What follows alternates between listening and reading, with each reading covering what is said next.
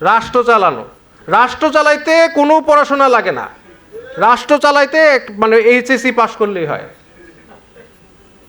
এবং এই কথাটাই সক্রেটিস 2500 বছর আগে বলে গেছে। সক্রেটিস বলছেন যে আপনি যখন জাহাজ চালাবেন তখন আপনি যদি ক্যাপ্টেনকে জাহাজ চালাইতে না দেন তাহলে তো যে কেউ যে পপুলার, যে সবাইকে উদ্বুদ্ধ করতে পারবে, সে যদি জাহাজ চালায় সে তো জাহাজ একদম ইয়ের ভিতরে ধ্বংস করে দিবে, ডুবাই দিবে। তাহলে আপনি জাহাজ চালাবে কে? সক্রেটিসের কথা, গ্রিক দার্শনিক। তো জাহাজ চালাবে ক্যাপ্টেন, যে জাহাজ চালাইতে জানে, যে ন্যাভিগেশন বুঝে, সে জাহাজ চালাবে। কিন্তু পলিসি মেকিং এবং ওনার কথাতে যে চালাবে তার অবশ্যই দেশ চালানোর বিষয়ে তার জ্ঞান থাকতে হবে। কিন্তু আমরা বলি যে না, কোনো জ্ঞান লাগবে না, কোনো জ্ঞান লাগবে না, আমাদের ভোট দিলেই হবে। এখন এটা আপনারা নিজেদেরাই বলেন, আপনার এলাকার এমপি যারা প্রার্থী আছে তাদের শিক্ষাগত যোগ্যতা কি সেটা আপনি জানেন?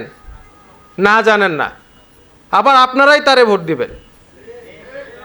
আচ্ছা, আবার অনেকে দেখবেন, আজকে তাইলে আপনারা সবাই জানবেন, হয় দেখবেন ডাক্তার, নয় ইঞ্জিনিয়ার, নয় অন্য কোনো পেশার সাথে জড়িত ব্যবসায়ী। পলিসি মেকিং কে বুঝে? যে কি করলে কি হবে, কোন আইন দিলে তার পরিণতি কি হবে, এই বিষয়ে কার পড়াশোনা করা আছে ওনাদের? আমি তো ওনাদের রেসপেক্ট করেই বলছি, হয়তো বা অনেকের আছে, বাট সিস্টেমটা কি? যে পড়াশোনা লাগবে না। রাষ্ট্র যেটা সবচেয়ে গুরুত্বপূর্ণ, যেই রাষ্ট্রের জন্য, মানে রাষ্ট্র গঠনের জন্য বা রাষ্ট্র পরিচালনার জন্য আমার কি করলে কি হবে, কি কোন আইন। আচ্ছা, আমরা যখন এমপি প্রার্থী, তারা কি করবেন? তারা আইন পাশ করবেন। কিন্তু আমরা ভালো মানুষ দেখি, একটা ভালো মানুষ হইতেই পারে, অনেক অমানবিক মানুষ হতে পারে, অনেক ভালো মানুষ হতে পারে, কিন্তু সে তো পলিসি মেকিং বুঝবে না। কি আইন করলে কি পরিণত হবে সেটার বিপরীতে তার পড়াশোনা নাই। তো এই জন্যই আমি মনে করি আমাদের, এবং এটা শুধু ওই আগের 2500 বছর আগের দার্শনিক না, আধুনিক সময়ে আমেরিকান দার্শনিক, খুব সম্ভবত জাস্টিন বেরেট, ওরাও বলছে যে আমেরিকায় যারা ভোট দেয় তারা তাদের এলাকার মানুষই 70% জানে না যে কাকে ভোট দিবে। তারা হচ্ছে যেই দল তাদের পছন্দ লাগে তাকেই ভোট দেয়। মানুষ কে পলিসি মেকিং বুঝে না, এগুলো কেউ তারা দেখে না। আমেরিকানদের কথা বলছেন উনি, ওনার বইয়ে। তো এটা সব জায়গায় আছে, বাট আলটিমেটলি আমাদের আসলে এখান থেকে বের হয়ে আসতে হবে। এটা নিয়ে আমরা একটু চিন্তা করব। আমি এই জন্যই এটা নিয়ে সমাধানে যাচ্ছি না, কিন্তু এতটুকু আমরা চেষ্টা করি যে পলিসি মেকিং বুঝে তারাই যাতে মানে রাষ্ট্র চালাতে পারে। আর বললাম তো, সব বিষয়ে পড়াশোনা লাগে, রাষ্ট্র চালাইতে ইন্টার পাস হইলেই হবে। সংক্ষিপ্ত বক্তব্য রাখবো, ফিলোসফিক্যাল কিছু কথা বলবো। আমি জানি বাংলাদেশের আমরা অনেক কিছুই বলি, বাট ফিলোসফিক্যাল যেগুলি সমস্যা আছে সেগুলোর বিষয়ে আসলে আমাদের জানা কম। যেমন ফর এক্সাম্পল, কথার কথা আমরা ইনসাফ চাই। ফর এক্সাম্পল, আমি চাই না ইনসাফ, আমি একদম প্রকাশ্যে বলেছি ইনসাফ চাই না। কেন?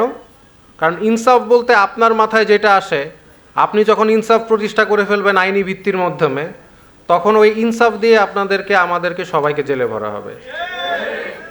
বলবে এটাই ইনসাফ। ইনসাফের সংজ্ঞা কি? ওই ইনসাফ কথাটার সংজ্ঞা যদি আপনি না দেন, তাহলে ইনসাফ দিয়ে আপনাদেরকে নির্যাতন, নিপীড়ন করা হবে। তো যাই হোক, সেটা অন্য আলোচনার বিষয়। আজকে আমি যে বিষয়ে কথা বলবো সংক্ষিপ্তভাবে, সেটা দিয়ে শুরু করছি। সেটা হচ্ছে, আমি দর্শন বিষয়ে পড়াশোনা করেছি, এবং আপনাদের অনেকে আছেন যাদের কোনো কেউ আত্মীয় স্বজন আছে অসুস্থ, বিভিন্ন চিকিৎসার প্রয়োজন। আমি কি আপনাদের কারো চিকিৎসা করতে পারবো? পারবো না। কেন পারবো না? আমি তো দার্শনিক, আমি তো ডাক্তার না, আমি তো ডাক্তার বিষয়ে পড়াশোনা করি নাই, সো আমি পারবো না। ধরেন আপনাদের প্লেন ঠিক করতে হবে, তাহলে আমি আপনার প্লেন ঠিক করতে হবে, পারবো?